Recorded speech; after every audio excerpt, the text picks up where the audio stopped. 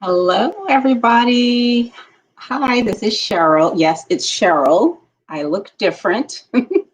So, for like 3 years now, I've been saying that I was going to just shave my head because I've been wanting to do that for a while. So, my daughter was over like 2 weeks ago, I think it was. And I was like, you know what? Can you just, I had my braids in, from the last video that I did. I was like, let's just take it off, just take it all off. And she did. She did a really great job. And I really like it. I actually do. I really, really like it. It shows all my gray, but that's okay. That's fine. We're good. All right. So today, this is going to be really short. I just want to tell you guys thank you so much. I've reached my 200 milestone for subscribers on this channel. I really, really appreciate every single one of you. I thank you so much for commenting, for liking the videos, for sharing. Thank you. I appreciate every one of you. Thanks. So now, in the title, I have the story about how Linux is changing some of the language they use, and they're not the only ones. So I want to pull that up really quick because I'm a part of Jason Dion's group on Facebook, his Security Plus group. Okay, and he actually started that conversation in his group. And child, some of the comments, okay. I tell you.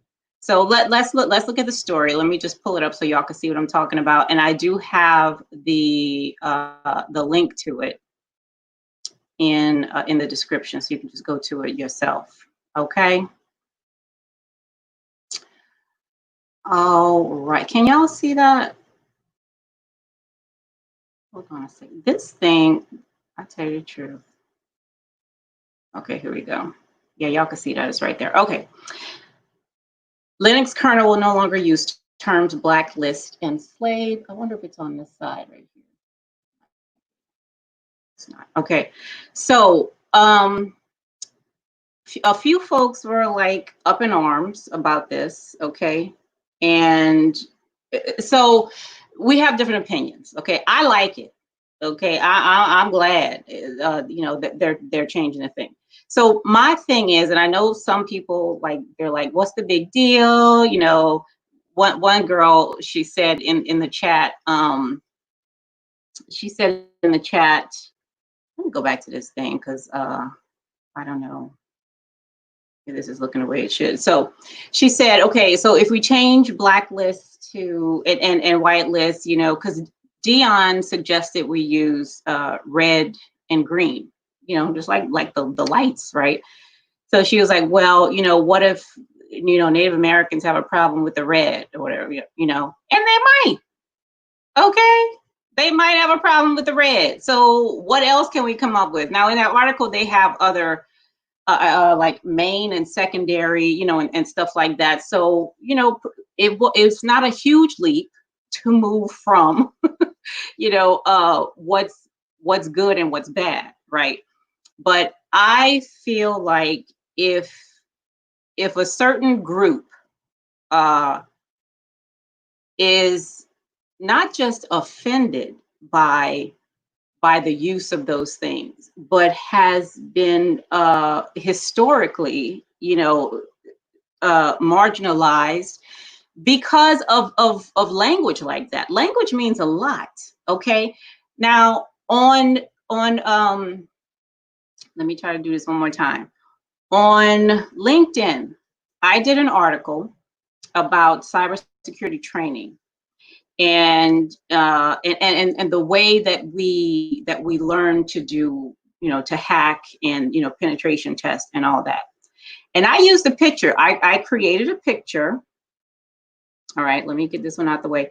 I created a picture that was a little unorthodox. Okay, so let me show you what that is. Okay. Here it is. And I have to tell you, when I was creating this thing, Okay, me looking at it, it felt weird because I'm like, we don't normally do this. So you see, if it, I hope you can see this, right? So the picture on the left, it says good, and it has a dark, like a black hand, and on the right, it says evil, with a white person's hand.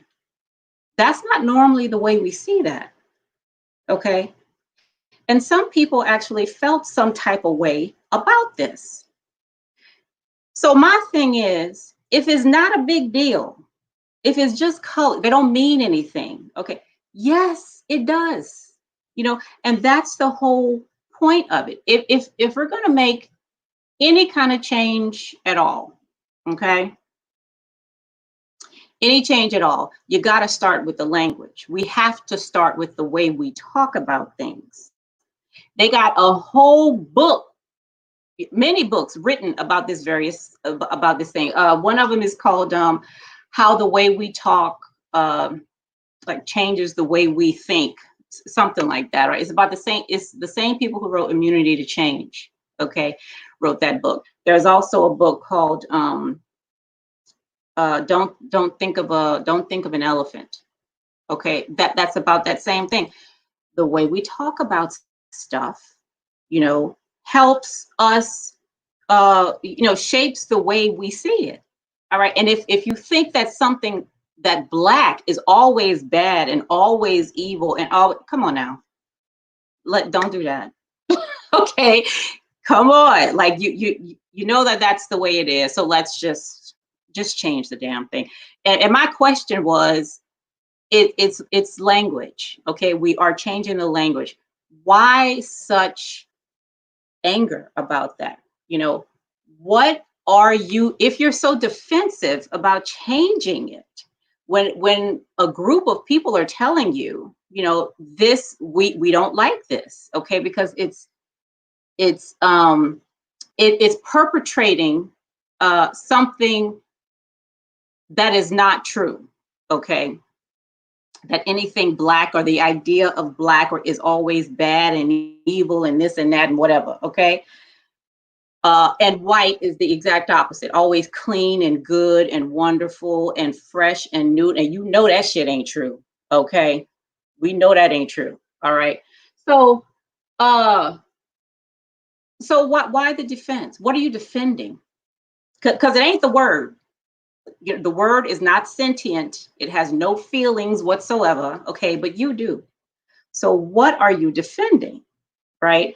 And so that's the thing. So I agree. I like that they are changing the language. Okay. So we just gonna have to start speaking about these things in a different way. And it was funny because one person said, I never thought about, black as bad and white as good. I've only ever seen, the cowboy movies with the guy in the black hat and I'm like, girl, do you know what you're saying?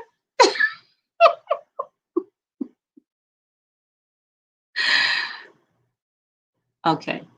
So that's all I have today. So I just wanted to come back and say thank you very, very much for being awesome people. Thank you for liking, sharing, and commenting on my videos. If you have comments about this, go ahead and say it, because what's missing is dialogue, like really constructive dialogue. And I like that. I like that. Everybody don't say good things about my videos, and that's fine. Okay.